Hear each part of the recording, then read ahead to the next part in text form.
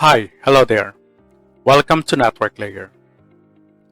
By now, you have noticed that the module in this course are progressing from the bottom up through the OSI model layers. At the network layer of the OSI model, we introduce you to communication protocols and routing protocols. Say you want to send an email to a friend who lives in another city or even another country. This person is not on the same network as you. A simple switch network cannot get your message any further than the end of your own network. You need some help to keep this message moving along the path to your friend's end device. So to send an email, a video on your local area network, you must have an access to the routers. So to access routers, you must use a network layer protocols. Okay, so this module is entitled Network Layer. And on the network layer, we will be talking about the network layer characteristics, the IPv4 packet, IPv6 packet, how a host routes, and routing tables. Okay, or the router routing tables. Network layer characteristics. So the network layer. The network layer, or the OSI layer 3, provides services to allow end devices for IPv4 and IPv6 are the principal network layer communication protocols. So other network layer protocols include routing protocols such as OSPF, or the Open Shortest Path First, and messaging protocols such as the ICMP, or the Internet Controlled Message Protocol. So to accomplish an end-to-end communications across network boundaries, network layer protocols perform 4 basic operations. So these are addressing end devices, encapsulation, routing, and the encapsulation. So let's start with the encapsulation, or the addressing end devices first. So end devices must be configured with a unique IP address for identification on the network. When you say encapsulation, the network layer encapsulates the protocol data unit, or PDU, from the transport layer into a packet. So the encapsulation process adds an IP header information, okay, so such as the IP address of the source, sending, and destination, or the receiving hosts. Okay, now the encapsulation process is performed by the source of the IP packet. Next would be routing. Okay, so the network layer provides services to direct the packets to a destination host on another network. So to travel to other networks, the packets must be processed by a router. So the role of a router is to select the best path in direct packets towards the destination host in a process called routing. Okay, so a packet may cross many routers before reaching the destination host. So each router a packet process to reach destination is called a hop. Now, the last one would be the encapsulation. So when you say the encapsulation, when the packet arrives at the network layer of the destination host, the host checks the IP header of the packet. If the destination IP address within the header matches its own IP address, the IP header is removed from the packet. So after the packet is encapsulated by the network layer, the resulting layer 4 PDU is passed up to the appropriate service at the transport layer. So the encapsulation process is performed by the destination host of the IP packet. Okay? Now, unlike the transport layer, the OSI layer 4, okay, so which is the transport layer, which manages the data transport between the processing running on each host, network layer communication protocols like IPv4 or IPv6 specify the packet structure and processing used to carry the data from one host to another host. So operating without regard to the data carried in each packet allows the network layer to carry packets for multiple types of communications between multiple hosts. So basically, if we still remember, okay, so your data traverses from the application layer down to the physical layer, and it changes its forms.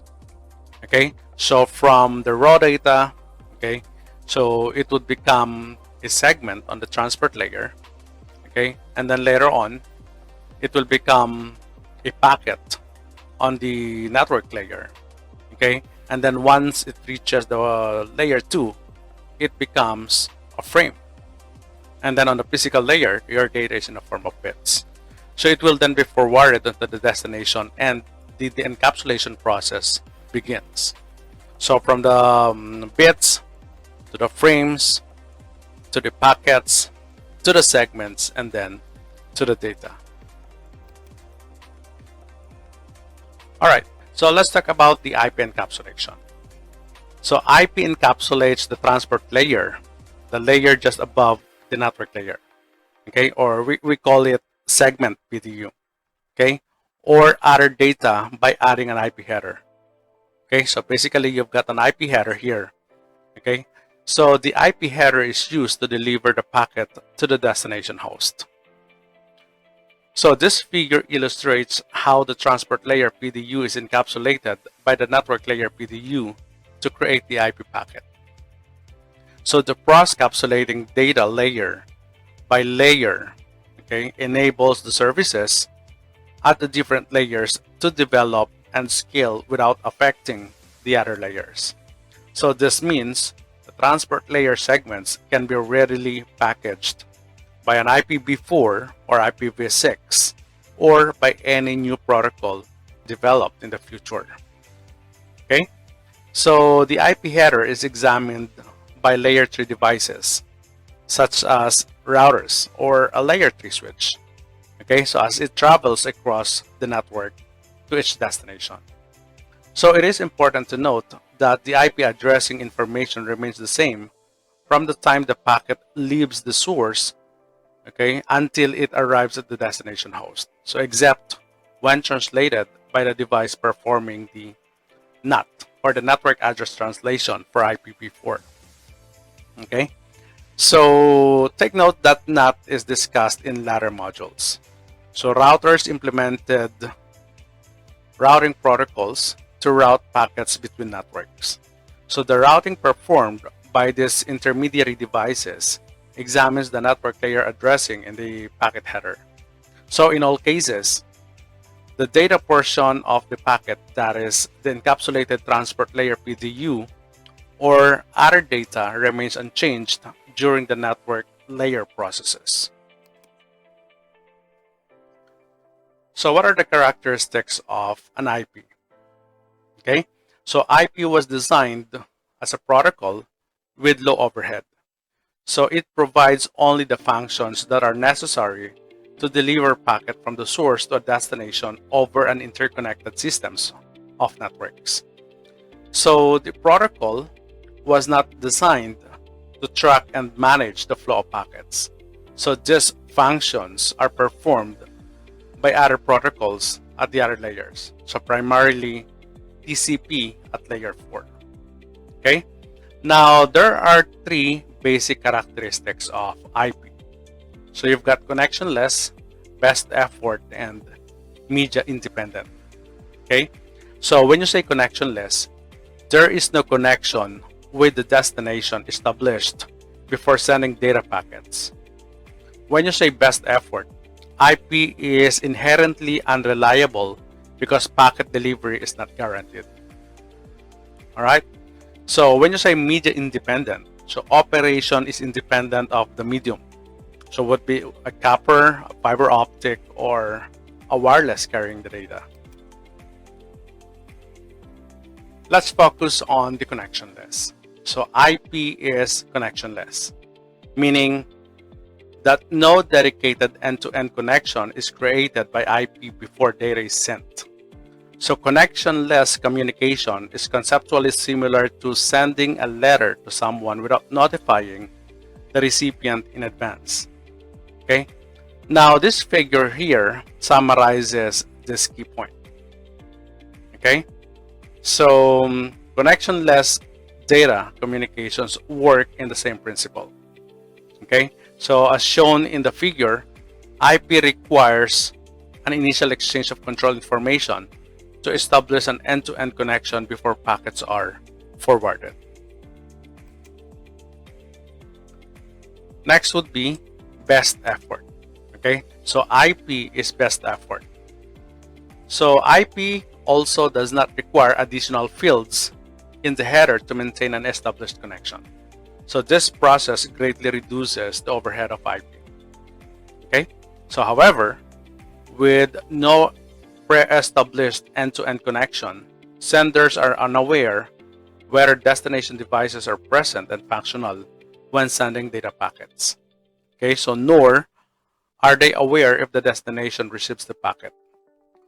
So if the destination device is able to access and read the packets. Okay. Now the IP protocol does not guarantee that all packets that are delivered are in fact received. Okay, so the figure here illustrates the unreliable, or we described it as best effort delivery characteristics of the IP protocol. Okay, now as an unreliable network layer protocol, IP does not guarantee that all sent packets will be received. Okay, so other protocols manage the process of tracking packets and ensuring their delivery. Now on this diagram here, on the sending side, okay, so we have 3 packets here. But once delivered and received by this host here, you only have 2 packets. So some packets may be lost while in transit. Okay, so the third characteristics is media independent. So IP is unreliable. So unreliable means that IP does not have the capability to manage and recover from undelivered or corrupt packets. Okay, so this is because while IP packets are sent with information about the location of delivery, they do not contain information that can be processed to inform the sender whether the delivery was successful. Okay, so packets may arrive at the destination corrupted, out of sequence, or not at all. So IP provides no capability for packet retransmissions if error occurs. Okay, now if out of order packets are delivered or packets are missing, for instance, then applications using the data or upper layer services must resolve these issues. So this allows the IP to function very efficiently. In the TCP/IP protocol suite, reliability is the role of the TCP protocol at the transport layer. Okay? So IP operates independently. Okay? So that is independent of the media, okay, that carry the data at lower layers of the protocol stack. Now, as shown here in the figure, packets can be communicated as electric signals over the copper cable, okay, fiber optic, you've got wirelessly, okay, so as radio signals. So this is what we meant by transport layer or the network layer media independent. Okay, so the network layer is media independent because it does not rely on the specific type of transmission media.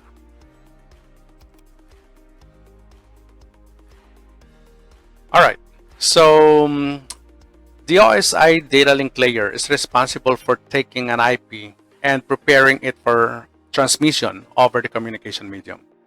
This means that the delivery of packets is not limited to a particular medium as mentioned earlier. So there is, however, one major characteristic of the media that the network layer considers: the maximum size of the PDU that each medium can transport. So we call it MTU, or the maximum transfer unit. Okay. Now, this characteristics is referred to as the MTU, as mentioned earlier. Part of the control communication between the data link layer and the network layer is the establishment of a maximum size of the packet. Okay, so the data link layer passes the MTU value up to the network layer. So the network layer then determines how large packets can be.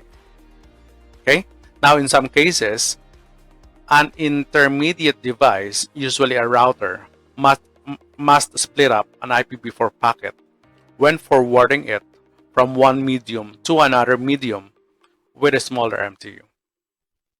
Okay, now this process is called fragmenting the packet, or fragmentation. Okay, so fragmentation causes latency. So IPv6 packets cannot be fragmented by the router.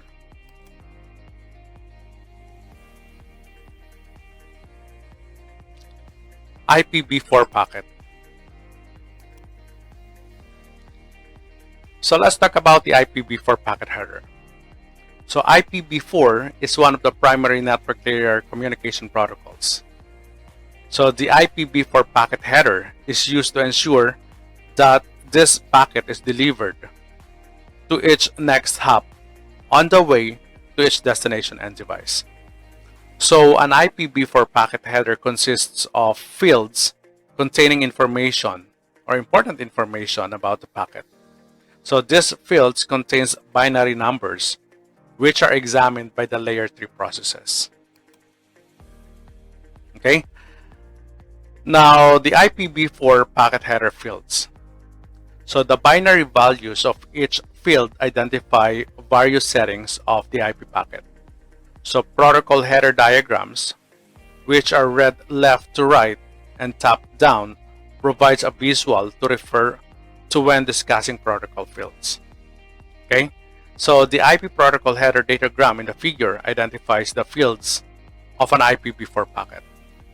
Okay, so basically it has version. Okay, now the version contains a 4-bit binary value set to 0100 that identifies that this is an IPv4 packet. Okay, so basically this one here is an IPv4 packet. Alright, now the next one would be the differentiated services, or the diff-serv, or the DS. Okay, formerly called the type of service, or TOS field. Now the DS field is an 8-bit field used to determine the priority of each packet. So the 6 most significant bits of the diff-serv are the differentiated services code point, or the DSCP. Okay, then the last 2 bits are the explicit congestion notification, or the ECN bits. Okay, so the next one would be the header. Okay, or the header checksum. Okay, now the header checksum, this is used to detect corruption in the IPv4 header. Okay, so you also have TTL here, or the time to live.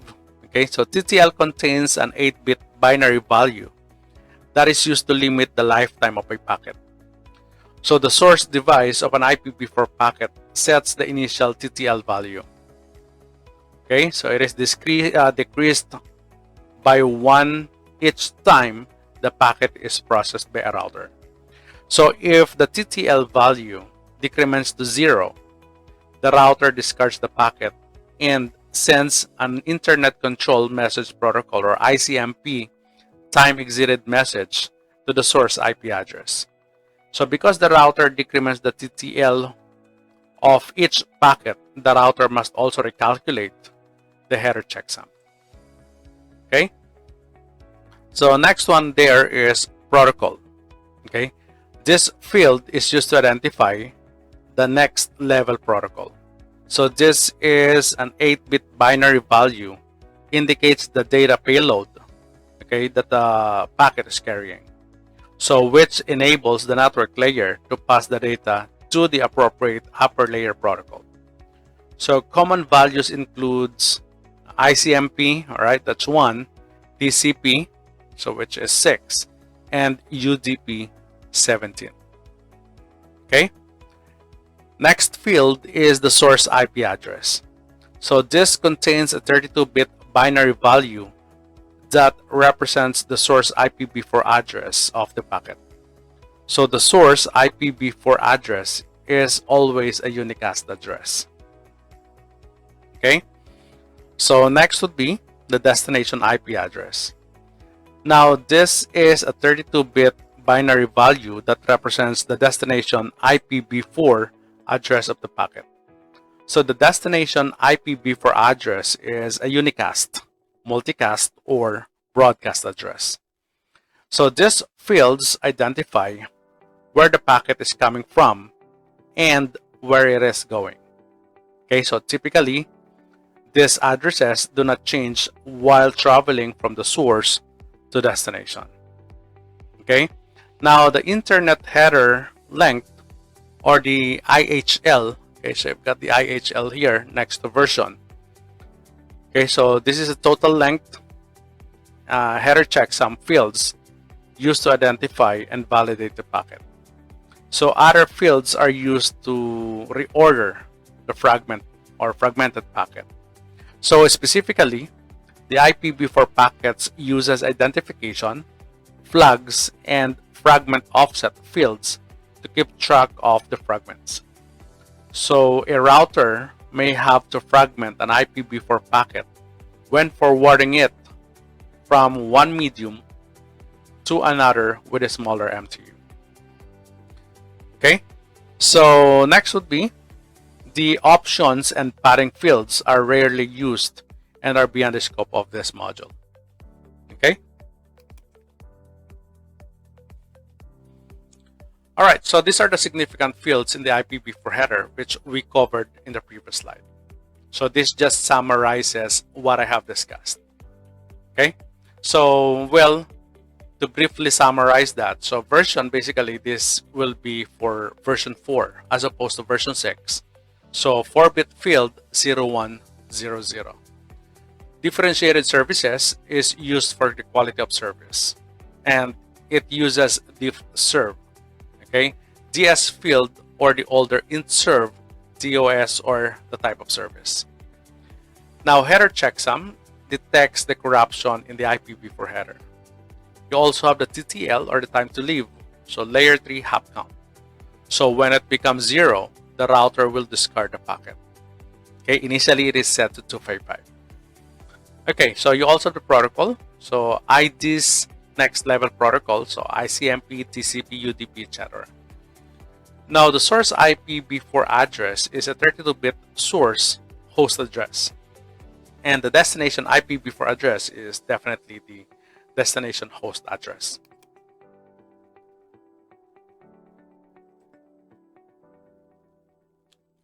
IPv6 packets. All right, so in the previous segment, we've talked about the IPv4. Okay, so IPv4 has limitations. Okay, so IPv4 is still in use today. Now this topic is about IPv6. Okay, so which will eventually replace the IPv4.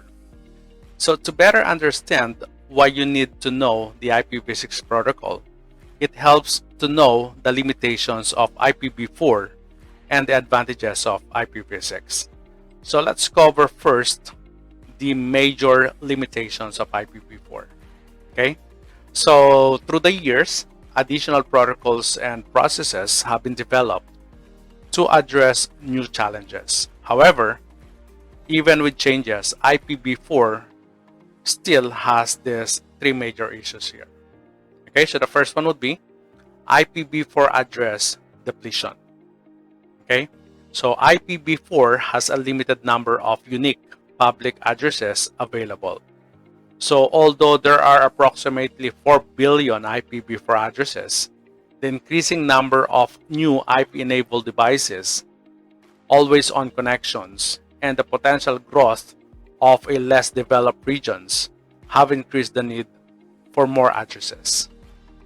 Okay, so next would be the lack of end-to-end connectivity. So network address translations, or NAT, is a technology commonly implemented within the IPv4 networks. So NAT provides a way for multiple devices to share a single public IPv4 addresses. So however, because of the public IPv4 address is shared, the IPv4 address of an internal network host is hidden. Okay, so this can be problematic for technologies that require an end-to-end connectivity. So the last one would be the increased network complexity.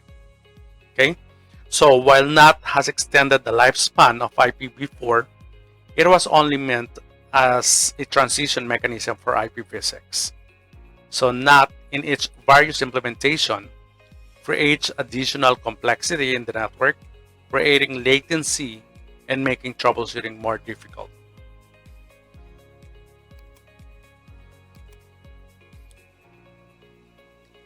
Let's talk about the IPv6. So IPv6 overview.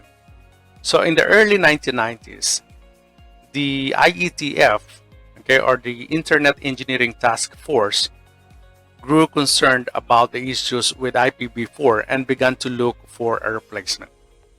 So this activity led to the development of IP version 6 or IPv6.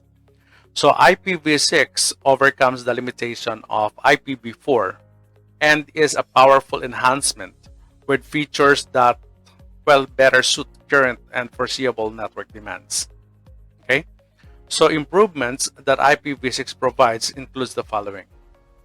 All right, so you've got the increased address space. Okay, so IPv6 addresses are based on 128-bit hexadecimal addressing, and this is a 128-bit hierarchical addressing as opposed to IPv4 only with 32 bits. Okay, so next would be improved packet handling. So the IPv6 header has been simplified with fewer fields. Okay, so it also eliminates the need for the network address translation, or NAT. So with such a large number of public IPv6 addresses, NAT between a private IPv4 address and a public IPv4 is not needed. Okay, this avoids some of the NAT-induced problems, okay, so experienced by applications that require an end-to-end connectivity. Okay, so the 32-bit IPv4 address space provides approximately 4,294,967,296 unique addresses, or something like 4 billions. Okay, now IPv6 address space provides 340 undecillion. Okay, that's 340 undecillion. So how many zeros is that? Okay, so this is roughly equivalent to every grain of sand on Earth. Can you just imagine that number of IP addresses? Okay, that's undecillion, 10 raised to the 36, compared to IPv4 at 1 billion. Okay, or sorry, 4 billion to be exact. Okay, so but that is in that unit here. All right. So IPv4 packet header fields in the IPv6 packet header. Okay, one of the major design improvements of an IPv6 over IPv4 is the simplified IPv6 header. Okay, so for example, the IPv4 header consists of a variable length header of 20 octets. So that is up to 60 bytes if the option field is used, and 12 basic header fields, not including option field and padding field. Now for IPv6, some fields have remained the same. Some fields have changed names and positions, and some IPv4 fields are no longer required, as highlighted here in the figure. Okay, now this figure shows an IPv4 packet header fields that were kept, moved, changed, as well as those that were not kept in the IPv6 packet header. Okay, so this color here, name and position changed in IPv6. All right, so you still have these fields. Okay, name kept from IPv4 to IPv6, of course. So we always need the source IP address and the destination IP address. Now, what's new here is this IHL identification flags, okay, fragment offset, and header checksum. Okay, so these are the new field in the IPv6.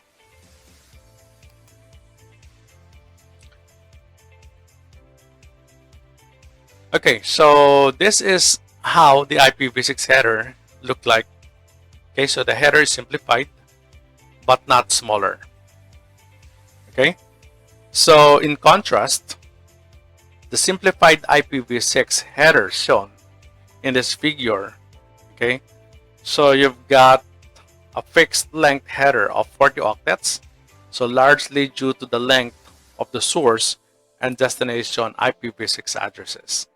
Okay, the IPv6 simplified header allows for more efficient processing of IPv6 headers. Okay, so this figure shows an IPv4 packet header fields that were kept or moved along with the IPv6 or new IPv6 packet header fields.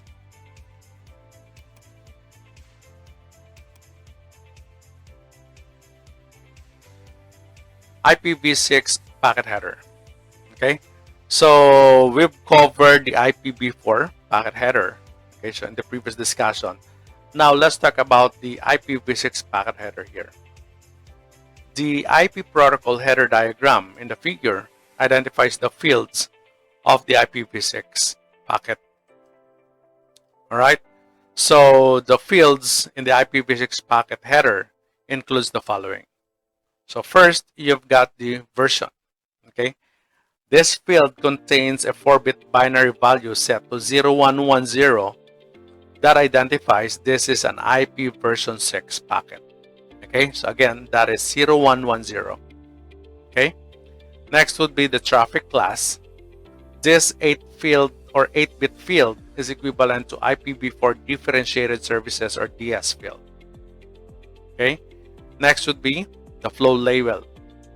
Now, this is a 20-bit field, suggests that all packets with the same flow label receive the same type of handling by the routers. You also have the payload length. This 16-bit field indicates the length of the data portion or payload of the IPv6 packet. So this does not include the length of the IPv6 header, which is a fixed 40-byte header. Okay, you also have the next header here. Okay, this is an 8-bit field and is equivalent to IPv4 protocol field. It indicates the data payload type that the packet is carrying, enabling the network layer to pass the data to the appropriate upper layer protocols. Okay, now next would be you've got the hop limit. Okay, now this is an 8-bit field, replaces the IPv4 TTL field. So still remember that TTL or the time to live field in IPv4. Okay, so this is now the hop limit. Okay, now this value is decremented by a value of 1 by each router that forwards the packet. So when the counter reaches 0, the packet is discarded, and an ICMP version 6 time exceeded message is forwarded to the sending host. This indicates that the packet did not reach its destination because the hop limit was exceeded. Okay, so unlike in IPv4, IPv6 does not include an IPv6 header checksum because this function is performed at both the lower and the upper layers.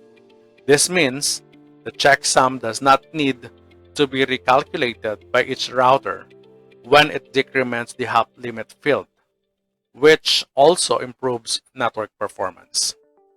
Okay, and next would be the source IP address. This is for IPv6 address. So this is a 128-bit field identifies the IPv6 address of the sending host. Okay, whereas the destination IP address here, again, this is for an IPv6. So this is a 128-bit field identifies the IPv6 address of the receiving hosts. Okay, so again, this table here summarizes our discussion in the previous slide. Okay, so you've got version. This would be for version 6. Traffic class. Okay, so this is used for the quality of service. So equivalent to div serve or DS field. You've got flow label. So it informs the device to handle identical flow labels the same way. Okay, so 20-bit field. Payload length. So this is a 16-bit field, indicates the length of the data portion or payload of the IPv6 packet. So next would be the next header. IDs next level protocols, so like ICMP, TCP, UDP, etc. You've got the hop limit, which replaces your TTL in IPv4. Okay, and then last would be the source IPv4 address. So this is an IPv6 here. Okay, so this one is a source IPv6 address and a destination IPv6 address. All right, so let's correct this. Again, this is an IPv6. Okay, so something like, okay, so let's change that. All right, so I want to correct this. This should be an IPv6 source address. Same thing with the destination. Okay, this is v6 here. Okay, because it is 128-bit. All right.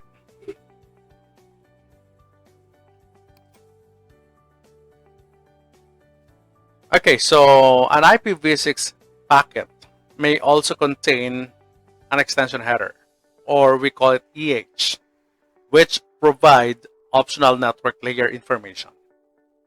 Okay, so extension headers are optional and are placed between the IPv6 header and the payload. So EH are used for fragmentation, okay, security, to support mobility, and others. Okay, so unlike IPv4, routers do not fragment routed IPv6 packets.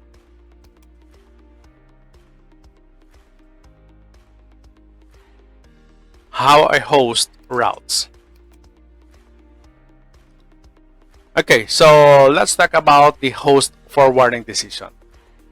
Okay, now with both IPv4 and IPv6 packets are always created at the source hosts, the source host must be able to direct the packet to the destination host. So to do this, host and devices create their own routing table. So this topic discusses how end devices uses a routing table. Okay, so another role of the network layer is to direct packets between hosts. A host can send a packet to the following. First, it could send to itself. Okay, so that would be at 127.0.0.1. Okay, or that would be at : 1 on IPv6. So itself, a host can ping itself by sending a packet to a special IPv4 address 127.0.0.1 or an IPv6 : 1, okay, which is referred to as the loopback interface. Okay, now pinging the loopback interface tests the TCP/IP protocol stack on the hosts. Okay, next would be the local hosts. Okay, now this is a destination host that is on the same local area network as the sending host. So the source and destination hosts share the same network address.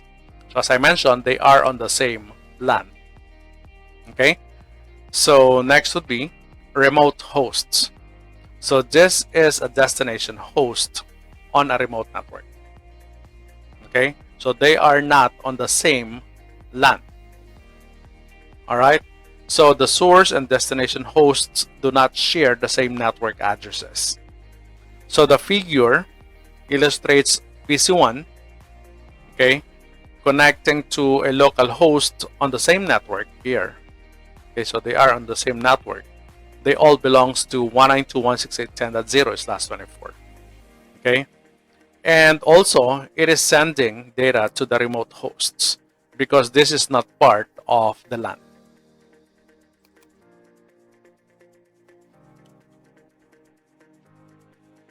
Host forwarding decisions.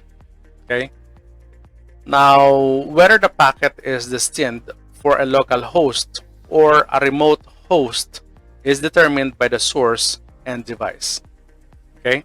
Now, the source and device determines whether the destination IP address is the same or is on the same network that the source device itself is on. So the method of determination varies by IP version. Okay. So for IPv4, the source device uses its own subnet mask along with its own IPv4 address and the destination IPv4 address to make this determination. Okay.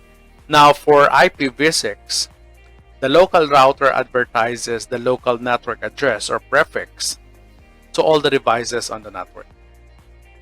Okay. Now in a home or business network, you may have several wired and wireless devices interconnected together using an intermediary devices, okay, like a router, okay, or a switch, or an access point, okay.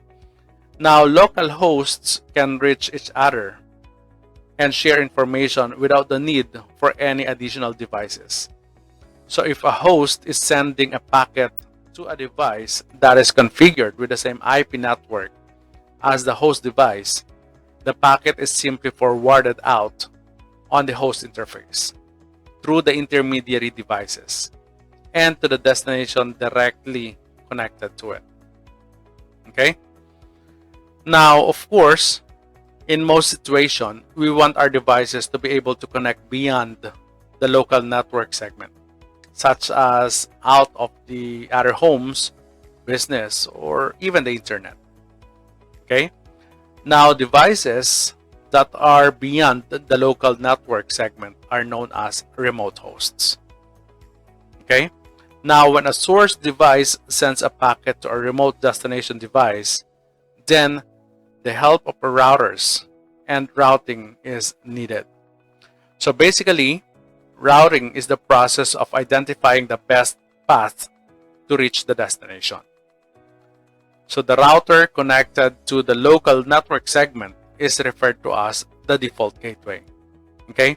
Now in this diagram here, okay, this 192.168.10.1 serves as the default gateway of PC1 and PC2. So if this PC1 and PC2 here needs to send data to the remote hosts, so it will be forwarded to the default gateway.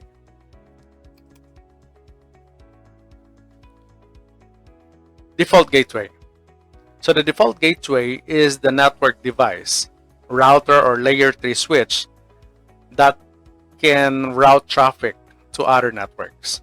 So as mentioned earlier, okay, so if we are going to route our packet to the remote host, we will be using our default gateway.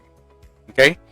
Now, if we use the analogy that a network is like a room, then the default gateway is like a doorway. So if you want to get to another room or network, you need to find the doorway. Okay.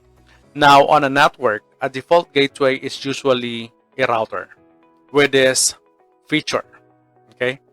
So it has a local IP address, okay, and the same address range as the other hosts on the local area network. Okay. It can also accept data into the local network and forwards data out of the local network. And it can route to other networks. So a default gateway is required to send data, okay, or traffic outside the local network. So traffic cannot be forwarded outside the local network if there is no default gateway. So the default gateway address is not configured or the default gateway is down.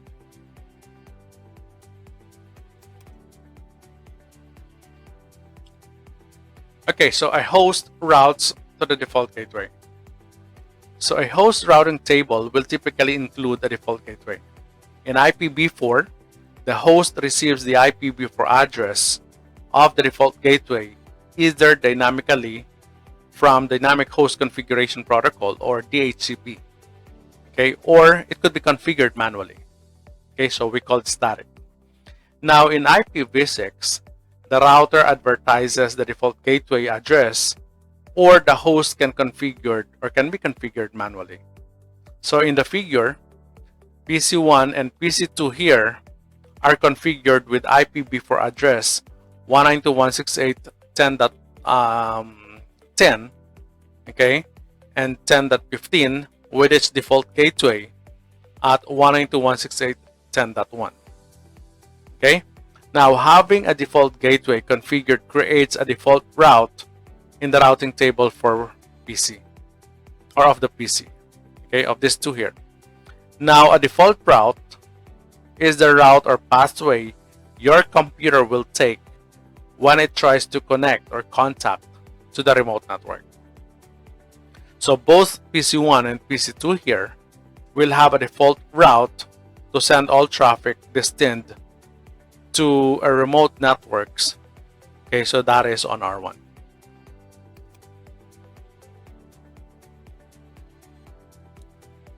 Okay, so next would be the host routing tables.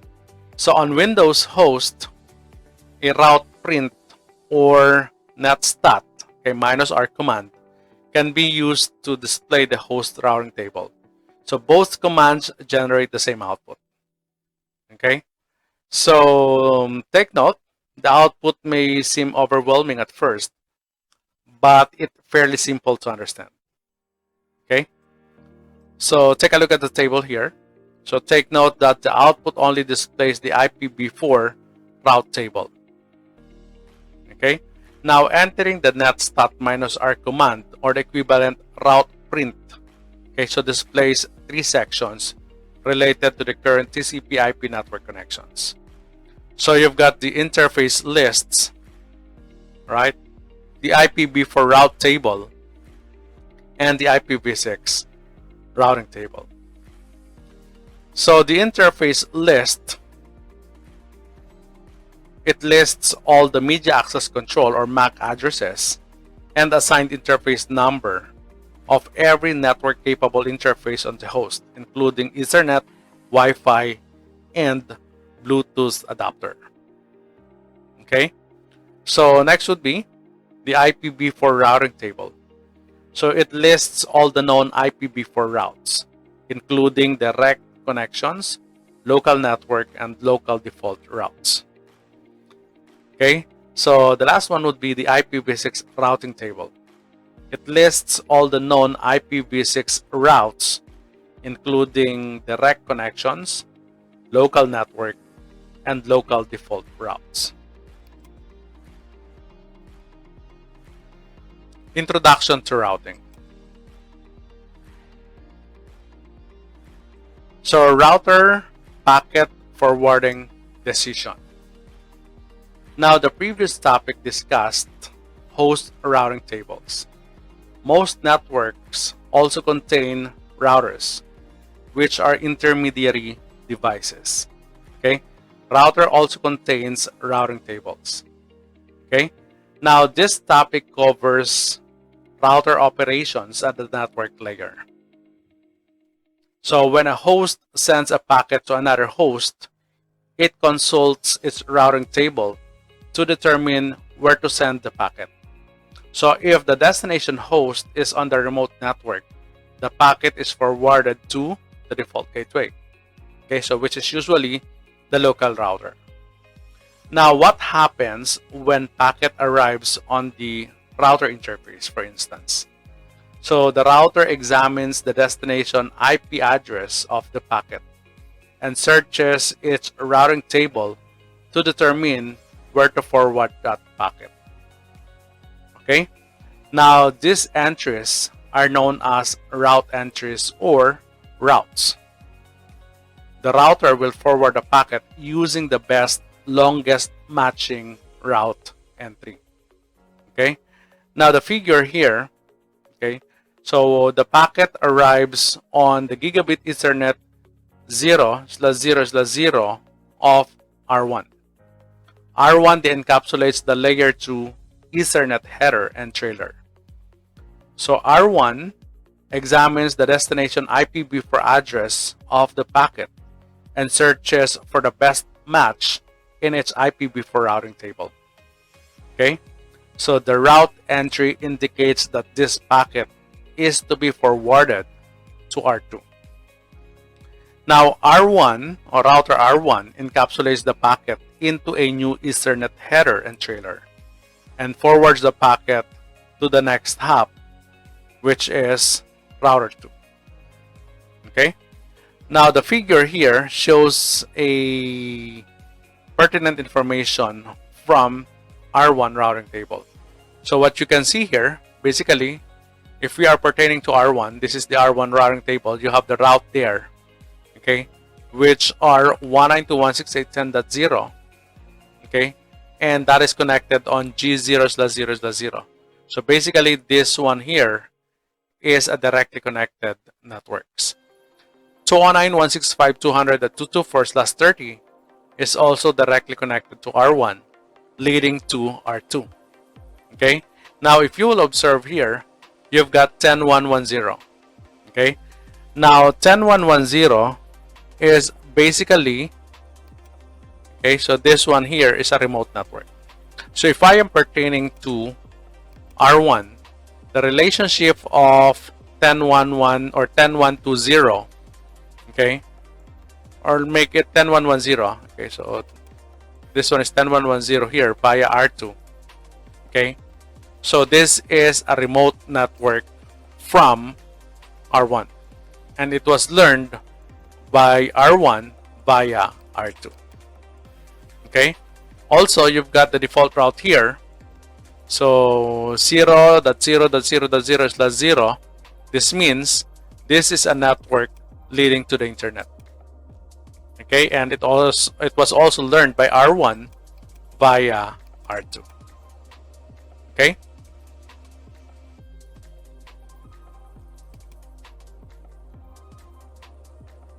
IP router routing table. So the routing table of the router contains network routes entries listing all the possible known network destinations. So the routing table stores three types of route entries. Okay, so first you've got directly connected, okay, or the directly connected networks. So these networks route entries are active router interfaces. So routers add a directly connected route when an interface is configured with an IP address and is activated. Okay, each router is connected to a different network segment. Now in the figure, okay, the directly connected networks in the R1 IPv4 routing table would be 192.168.10.0/24 and 209.165.200.224/30. Okay, so if we are talking about R1 here, if we are pertaining about R1, these two here are directly connected to R1. R1 as our reference. Okay, so the next one would be the remote networks. Okay, now this network route entries are connected to other routers. So routers learn about the remote networks either by being explicitly configured by the administrator or by exchanging route information using a dynamic routing protocol. Again, in the figure, the remote network in the R1 IPv4 routing table would be 10.1.2.0 here. Okay, so this is a remote network in reference to R1. Okay, so the next one would be the default route. So like a host, most routers also include a default route entry, a gateway of last resort. The default route is used when there is no better or longer match in the IP routing table. Again, in the figure, R1 IPv4 routing table would most likely include a default route to forward all packets to R2. Okay. Now the figure identifies the directly connected and remote networks of the router R1. So again, R1 here has two directly connected networks. Okay. R1 has a remote network to 10.120/24 that it can learn about, and a router can learn about remote networks in one or two ways. It could be manually or dynamically. Okay? Static routing. So static routes are the route entries that are manually configured. The figure shows an example of a static route that was manually configured on R1. Okay? So in R1, IP route 10.1.1.0, that is the remote network there. Okay, so 255.255.255.0/24. Okay, and our next hop, which is 209.165.200.226 here. Or you could use the exit interface instead. Okay, so R1 is manually configured with a static route to reach 10.1.1.0/24 network. Now, if this path changes, R1 will require a new static route. Okay? Now, if there is a change in the network topology, the static route is not automatically updated and must be manually configured. For example, in the figure, R1 has a static route to reach 10.1.1.0/24, that is via R2. Okay?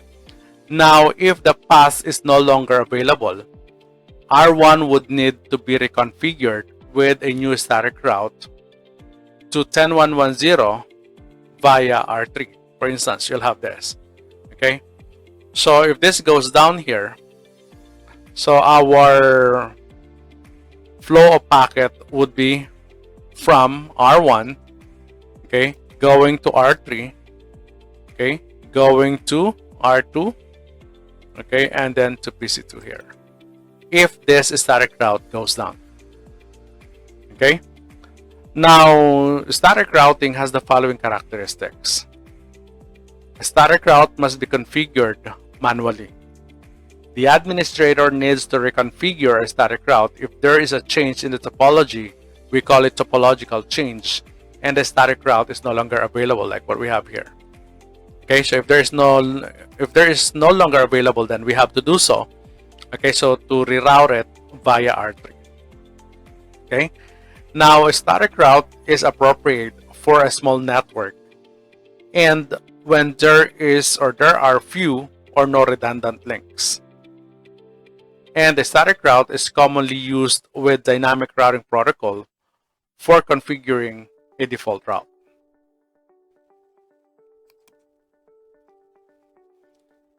Now let's talk about dynamic routing. Dynamic routing protocol allows the routers to automatically learn about the remote networks, including default routes and other routers. Okay? Now, routers that use dynamic routing protocols automatically share routing information with other routers and compensate for any topology changes without involving the network administrator. So if there is a change in the network topology, routers share this information using a dynamic routing protocol and automatically update their routing table. Okay? So dynamic routing protocols include OSPF, okay, EIGRP. Okay, so the figure shows an example of routers R1 and R2 sharing network information using the routing protocol OSPF.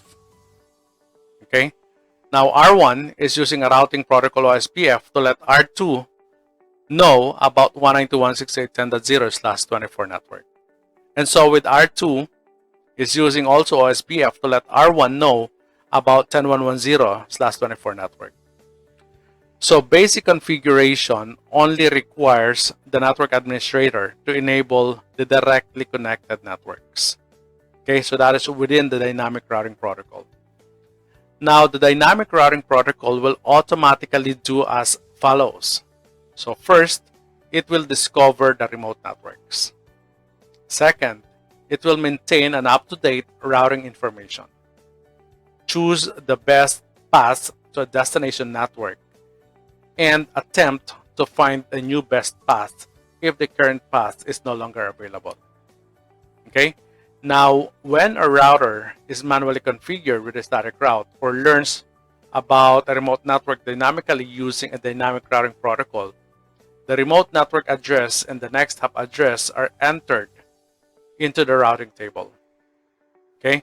Now, as shown here in the figure, if there is a change in the network topology, or we call it topological change, like what we did earlier with a static route, we manually configure this alternate path.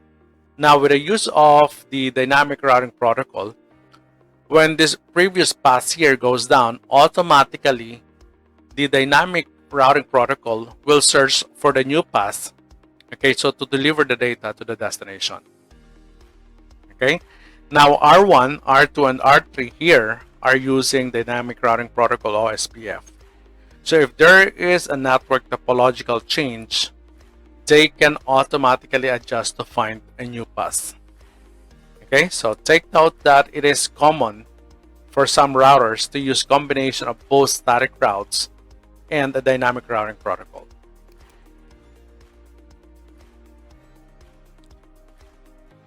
Introduction to an IPv4 routing table.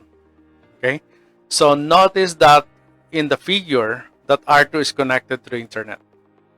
Okay, so therefore the administrator configured R1 with a default static route, sending packets to R2 when there is no specific entry in the routing table that matches the destination IP address. So R1 and R2 here are also using OSPF routing protocol to advertise directly connected networks. Okay.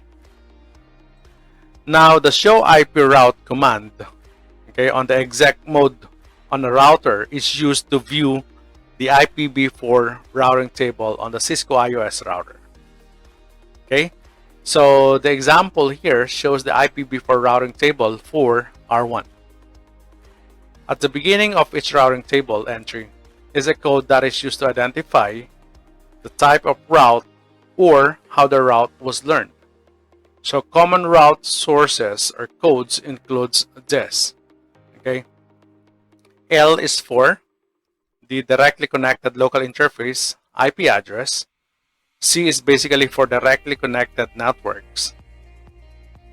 S is for the static route. Okay, this has been manually configured by the administrator. O there is for OSPF, and if there would be D here, D is for the EIGRP. Okay, now the routing table displays all of the known IPv4 destination routes for R1. So directly connected routes is automatically created when a router interface is configured with an IP address information and is activated. The router adds two routes entries with the codes C. Okay, the connected networks, and L, which is the local interface IP address to the connected networks. The route entries also identify the exit interface to use to reach the network. The two directly connected networks in this example, 192.168.10.0 and 209.165.200.224/30, okay, you have here, these are directly connected networks. And if we're talking about R1 here, these are the two directly connected networks here, okay, denoted by C, and the exact IP address would be denoted by L on the routing table. Okay, now a default route has a network address of all zeros. What we have here, for example, the IPv4 network address is 0.0.0.0. A static route entry in the routing table begins with a code S asterisk as highlighted in this example. Alright, so I guess that ends up our discussion on the network layer. Thank you very much for watching. Have a great day.